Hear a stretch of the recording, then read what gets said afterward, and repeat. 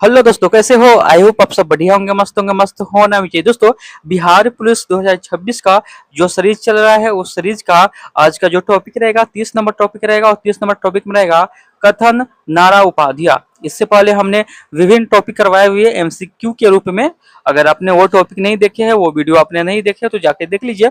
आपके सुविधा के लिए प्लेलिस्ट बना होगा, वहां पे जाके सारे वीडियो को एक एक करके देख लीजिएगा, क्योंकि काफी इंपोर्टेंट वीडियो होने वाला है और काफी इम्पोर्टेंट क्वेश्चन इस समय इंक्लूड है। क्योंकि बिहार पुलिस एग्जाम में आपको कहीं ना कहीं पूछा गया है कि किसी न किसी वर्ष पूछा गया है। जो आपके स्क्रीन पे है बिहार पुलिस कांस्टेबल एग्जाम, ये 2021 में पूछा गया, सेकेंड शिफ्ट में ये क्वेश्चन है। ठीक है, तो हो सके आने वाला शिफ्ट में भी यही क्वेश्चन रिपीट हो जाए, इसलिए हम लोग एक एक प्रश्न को अच्छे से पढ़ेंगे, देखेंगे और याद करेंगे। ठीक है, चलिए सबसे फर्स्ट नंबर क्वेश्चन आपके स्क्रीन पे है, बताइएगा।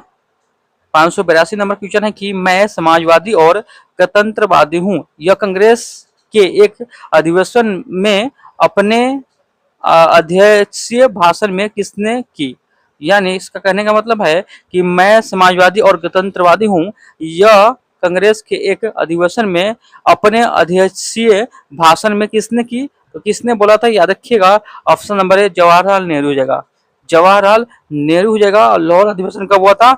1929 में। लाहौर अधिवेशन में जवाहरलाल नेहरू ने अपने अध्यक्षीय भाषण में कहा था कि मैं स्वभाव से समाजवादी और गणतंत्रवादी हूं, और मेरी राजा महाराजाओं में कोई निष्ठा नहीं है। चलिए अगला जो है, इनकलाब जिंदाबाद का नारा किसने दिया? यहाँ से क्वेश्चन आता है, इसलिए काफी इंपोर्टेंट है। इनकलाब जिंदाबाद का नारा किसने दिया? तो याद रखिएगा, भगत सिंह ने। Option number D, Bhagat Singh ने यह दिया था। ठीक है, अगला क्वेश्चन, निम्नलिखित में से किसके मतलब किसे लोकनायक कहा जाता है? बताइएगा। लोकनायक किसे बोलते हैं? तो जयप्रकाश नारायण को लोकनायक बोलते हैं। लोकनायक किसे बोलते हैं? तो जयप्रकाश नारायण को लोकनायक बोलते हैं। ठीक है, चलिए आगे देखते हैं। स्वराज मेरा जन्मसिद्ध अधिकार है और मैं इसे लेकर रहूंगा, ये कथन किसका है? ये कथन किसका है बताइएगा। ये कथन किसका है? याद रखिएगा। ऑप्शन नंबर कौन रहेगा? Option number B.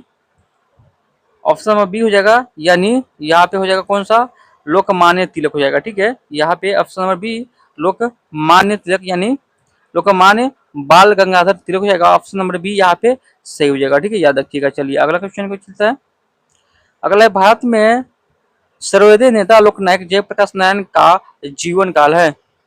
भारत के सर्वोदय नेता लोकनायक जयप्रकाश नारायण का जीवन काल है, तो याद रखिएगा 1902 से 1979। ऑप्शन नंबर सी यहाँ पे सही हो जाएगा। ठीक है, उनका मृत्यु 8 अक्टूबर 1979 को पटना में हुई, याद रखिएगा। चलिए आगे देखते हैं। याद रखिएगा, इस व्याख्या में देखिए, लोकनायक के नाम से भी जाना जाता है। 1999 में इसे मरणोपरांत भारत रत्न से सम्मानित किया। 1999 में इनके किन को, यानी लोकनायक किसको बोलते हैं? जयप्रकाश नारायण को। जयप्रकाश नारायण को मरणोपरांत भारत रत्न से इसको सम्मानित किया। ये इंपोर्टेंट है, याद रखिएगा। आइए, फ्रंटियर गांधी किससे कहा जाता है? काफी इंपोर्टेंट है, बताइएगा। फ्रंटियर गांधी किसे बोलते हैं? खान अब्दुल्ला गफ्फार खान को। खान अब्दुल्ला गफ्फार खान को। ठीक है, अगला है, राजनीति कभी धर्म से अलग नहीं हो सकती। राजनीति कभी धर्म से अलग नहीं हो सकती, किसने बोला था? तो महात्मा गांधी ने। ऑप्शन नंबर सी, महात्मा गांधी ने। चलिए अगला है, बहुउद्देशीय नदी घाटी परियोजना आधुनिक भारत के मंदिर है, यह किसने कहा था? बहुउद्देशीय नदी घाटी परियोजना है, आधुनिक भारत के मंदिर है, यह किसने कहा था? तो याद रखिएगा, Pandit Jawaharlal Nehru. Option number C, Pandit Jawaharlal Nehru ने बोला था। अगला है, निम्नलिखित में से आधुनिक मनु कहा जाता है। निम्नलिखित में से किसे आधुनिक मनु कहा जाता है? तो याद रखिएगा, बी आर अम्बेडकर को। Option number D, B R Ambedkar को। अगला है, वल्लभ भाई पटेल को सरदार की उपाधि किस आंदोलन में दी गई? बताइएगा। बताइएगा, वल्लभ भाई पटेल को सरदार की उपाधि किस आंदोलन में मिला था? तो याद रखिएगा, बरदौली, बरदौली आंदोलन में। ऑप्शन नंबर सी यहाँ पे सही हो जाएगा, बरदौली आंदोलन में। याद रखिए, बरदौली आंदोलन की शुरुआत कब हुआ था? 1928 में हुआ था, याद रखिएगा। अगला है, निम्न में से किसका उपन्यास सीमांत गांधी था? निम्नलिखित में से किसका उपन्यास सीमांत गांधी था? तो याद रखिए, Khan Abdullah Khan. Khan Abdullah Ghaffar Khan. Option number A, Khan Abdullah Ghaffar Khan. जय जवान जय किसान का नारा किसने दिया? जय जवान जय किसान का नारा किसने दिया? तो याद रखिएगा पंडित, पंडित यहाँ पे नहीं होगा, यहाँ पे लाल बहादुर शास्त्री हो जाएगा। ऑप्शन नंबर सी लाल बहादुर शास्त्री हो जाएगा। ये आपको 2013 में पूछा गया है, ये 2012 में प्रथम शिफ्ट में ये पूछा गया है, इसलिए काफी इंपोर्टेंट है। चलिए यहाँ पे कुछ आपको नारा है और ये याद रखिएगा।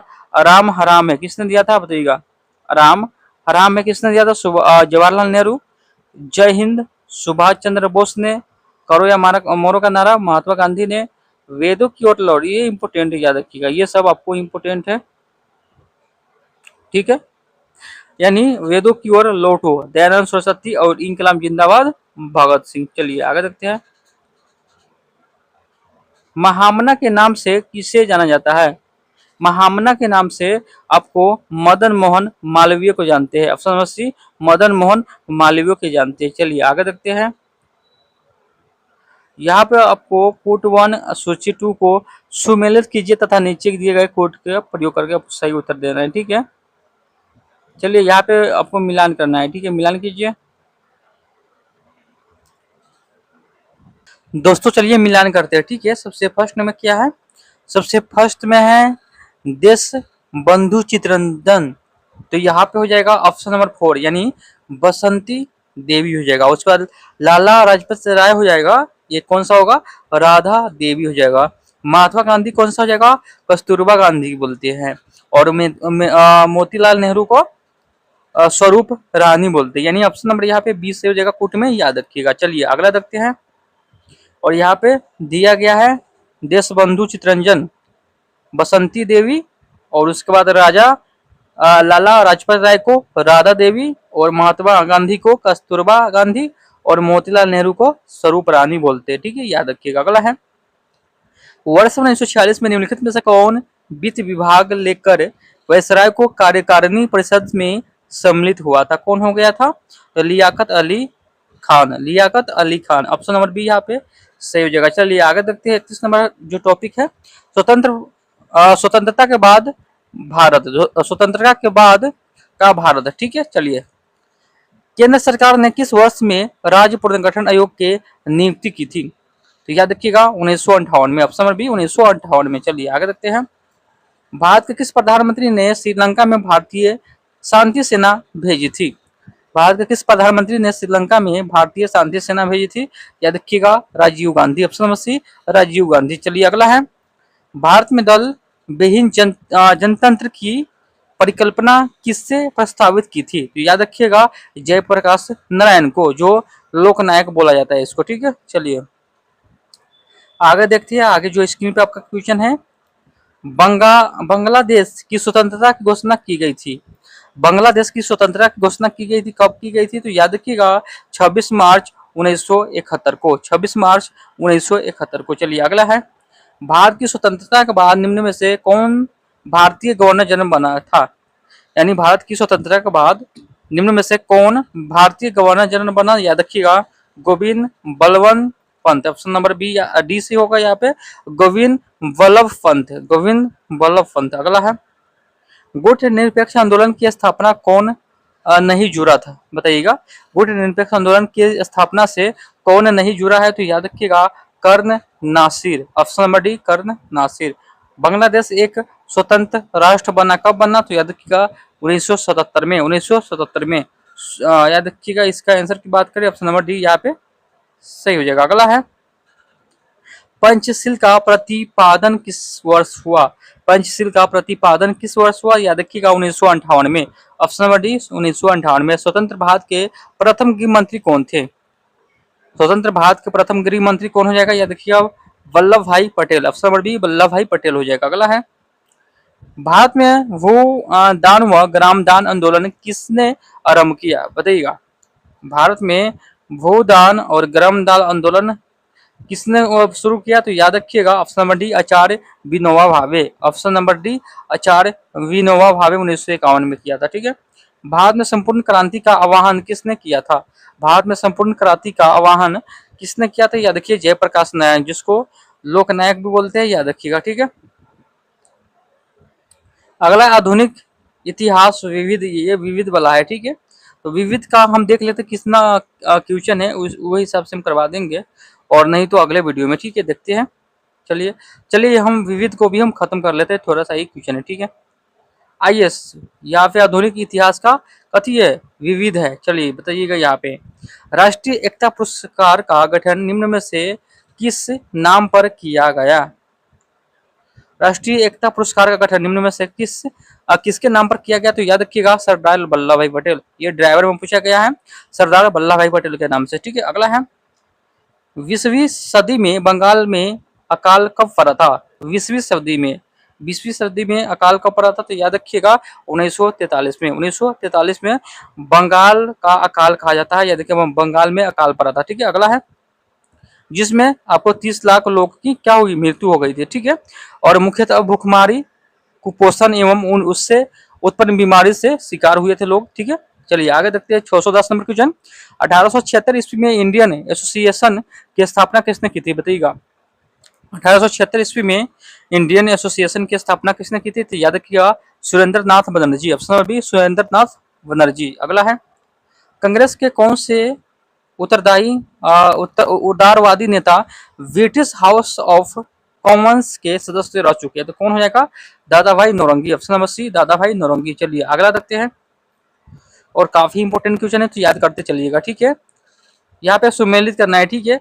चलिए यहाँ पे हम सुमेलित करते हैं। यहाँ पे सुमेलित क्या है, यहाँ पे सुमेलित है, कौन सा सुमेलित है कौन सा नहीं है, ये आपको पूछ रहा है। याद रखिएगा दिए गए प्रश्न में गांधी युग का कार्यकाल 1919, गांधी युग का जो कार्य था वो क्या था, 1919 था, 1919 था यहाँ पे, ठीक है। 1947 था, ठीक है। 1919 से 47 का काल माना जाता है, जबकि महात्मा गांधी ने भारतीय स्वतंत्रता आंदोलन में सक्रिय भूमिका निभाई थी। मोपला विद्रोह 1921 में, मोपला विद्रोह कब हुआ था, 1921 में। ये हुआ था 1921 में, ये 1921 में हुआ था केरल में। और ऑल इंडिया ट्रेड यूनियन की स्थापना 1920 में हुआ था। यहाँ पे ये आपको 1900 कितना में हुआ था, 1920 में हुआ था, ठीक है। याद रखिएगा यहाँ पे 20 होगा। और राष्ट्रीय स्वयं सेवक संघ की स्थापना कब हुआ था, 1925 में हुआ था, ठीक है। यहाँ पे 1925 हो जाएगा, ठीक है। यहाँ पे ऑप्शन नंबर सी दिए गए प्रश्न में ऑप्शन नंबर सी यहाँ पे सही हो जाएगा, ठीक है। अगला है, भारत में भूदान व ग्रामदान आंदोलन किसने आरंभ किया, किसने आरंभ किया था, आचार्य Vinoba Bhave. Option number D आचार्य विनोबा भावे। चलिए अगला देखते हैं, भारत में संपूर्ण क्रांति का आह्वान किसने किया था। भारत में संपूर्ण क्रांति का आह्वान किसने किया था, जयप्रकाश नारायण, जो लोक नायक बोलते हैं, Jayaprakash Narayan. Option number D यहाँ पे सही हो जाएगा। अगला है, निम्नलिखित में से किसने 1940 में सर्वप्रथम व्यक्तिगत सत्याग्रह शुरू किया, तो व्यक्तिगत सत्याग्रह किसने शुरू किया, Vinoba Bhave. Option number B Vinoba Bhave, ठीक है। अगला है, यहाँ पे मिलान करना है, ठीक है। चलिए मिलान यहाँ पे है, मिलान हम देखते हैं, चंपारण सत्याग्रह कब हुआ था, चंपारण सत्याग्रह 17 अप्रैल 1917 में, चंपारण सत्याग्रह 17 अप्रैल 1917 में। अहमदाबाद मिल हड़ताल हुआ था 15 मार्च 1918 में, 15 मार्च 1918 में। खेरा विद्रोह कब हुआ था, 22 मार्च 1918 में। असहयोग आंदोलन कब हुआ था, 1 अगस्त 1920 में। यहाँ पे तिथि दिया गया है, यहाँ पे घटना दिया गया है, काफी इंपोर्टेंट है, तो याद रखिएगा। अगला है, ज्ञान दार्शनिक कन्फ्यूशियन को चीनी किस अन्य नाम से जानते हैं, बताइए किस नाम से।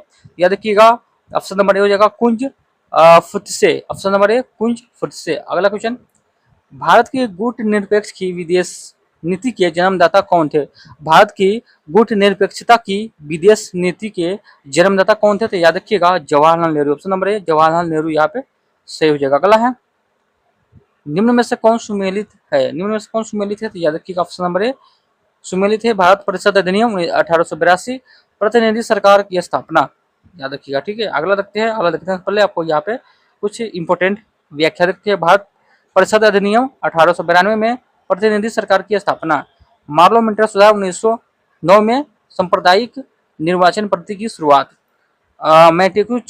चेम्सफोर्ड सुधार 1919 में, प्रांतों में द्वैध शासन, और भारत शासन अधिनियम 1935 में प्रांतों में द्वैध शासन की क्या हुआ समाप्ति तथा केंद्र में द्वैध शासन की शुरुआत। चलिए अगला देखते हैं, राष्ट्रीय ध्वज का डिजाइन किसने तैयार किया, काफी इंपोर्टेंट है। राष्ट्रीय ध्वज का डिजाइन जो तैयार किया था वो किसने तैयार किया था, बताइएगा किसने तैयार किया था। याद रखिएगा पिंगली वकेया ने तैयार किया था सबसे पहले महात्मा गांधी ने 1921 ईस्वी में भारतीय राष्ट्रीय कांग्रेस की बैठक में राष्ट्रीय ध्वज की आवश्यकता जताई।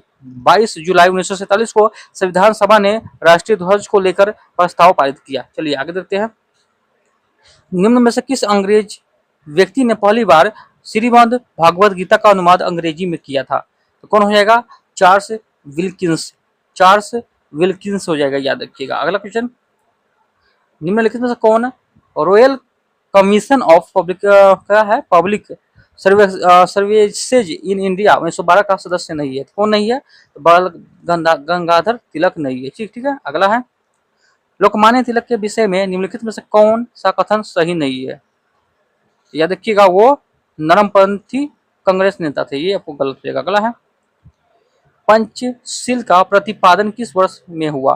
पंचशील का प्रतिपादन किस वर्ष में हुआ? तो याद रखिए 1954 में। ऑप्शन नंबर है 1954 में। चलिए आगे देखते हैं। आगे जो है आपको विश्व इतिहास है, ठीक है।